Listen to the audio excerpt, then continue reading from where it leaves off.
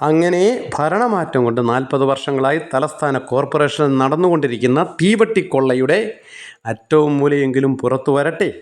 ദയവ് ചെയ്ത് സ്ഥിരമായി നിങ്ങൾ ചെയ്യുന്ന ഈ ഒത്തുതീർപ്പ് രാഷ്ട്രീയ കൂട്ടിക്കൊടുപ്പ് വ്യവസായം ഉണ്ടാവാതിരുന്നാൽ മാത്രം മതി. ഞങ്ങൾ ജനങ്ങൾക്ക് കോടികളാണ് കഴിഞ്ഞ 40 വർഷം കൊണ്ട് ഈ തീവട്ടിക്കൊള്ള സംഘം തിരുവനന്തപുരം കോർപ്പറേഷനിൽ നിന്ന് അപഹരിച്ചത്. കോവിഡ് കാലത്തെ പൊങ്കാല നടന്നില്ലെങ്കിലും പൊങ്കാല നടന്നു എന്ന് കള്ളക്കണക്കുണ്ടാക്കി ലക്ഷങ്ങൾ വെട്ടിച്ചു എന്ന് കേൾക്കുന്നു. ഒരു MLA എന്ന നിലയിൽ 20,000 രൂപ ഏറ്റവും കുറവ് ഒരു MLAക്ക് നിയോജക മണ്ഡലത്തിൽ ഓഫീസ് തുടങ്ങാൻ സർക്കാർ കൊടുക്കുന്നുണ്ട്. തികച്ച സൗജന്യമാണ് ആ പണം. പക്ഷേ ഇയാൾ നഗരസഭയുടെ 2 മുറികൾ കുറഞ്ഞത് പുറത്തു കൊടുത്താൽ 50,000 രൂപയെങ്കിലും നഗരസഭയ്ക്ക് വാടക കിട്ടുന്നതാണ്. കേവലം 872 രൂപയ്ക്ക് വർഷങ്ങളായിട്ട് കൈവശം വെച്ചുകൊണ്ടിരിക്കുകയാണ്. അതിൽ നിന്ന് ബാക്കി 24,000 ചില്ലുവാനും രൂപ ഇങ്ങേരുടെ പോക്കറ്റിലേക്കാണ് പോകുന്നത്.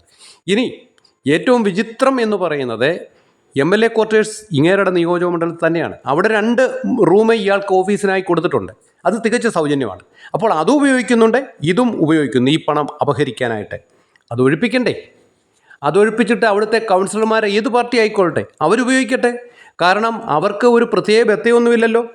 അപ്പോൾ ഇത്തരമാത്രം ഈ തീവട്ടിക്കൊള്ള ചെയ്യുന്ന ഈ നന്മ മരങ്ങളെ ഇവരുടെ മുഖം മൂടി അഴിഞ്ഞു വീഴണം. അത് ഏതു പാർട്ടിക്കാരനായാലും. പൊതുജനത്തിൻ്റെ പണം കൊള്ളയടിക്കാനുള്ളതല്ല. ഒരു MLA എന്ന നിലയിൽ ഒരു 1.5-2 ലക്ഷം രൂപ ന്യായമായ രീതിയിൽ ഇവർക്ക് ഉണ്ടാക്കാൻ പറ്റുന്നുണ്ട്. പിന്നെ കക്കലും മുക്കലും വേറെ. അപ്പോൾ ഈ ചിതലുകൾ, ഇതാണ് ചിതലുകൾ എന്ന് പറഞ്ഞാൽ നമ്മൾ അറിയത്തില്ല. പക്ഷേ തുരന്ന് ഇപ്പോൾ തന്നെ കടം കൊണ്ട് നിൽക്കാൻ വയ്യാത്ത ഒരു സംസ്ഥാനത്താണ് ഇവനൊക്കെ ഇങ്ങനെ അപഹരണം നടത്തുന്നത്. എന്നിട്ടോ നന്മമരം ചമയലും.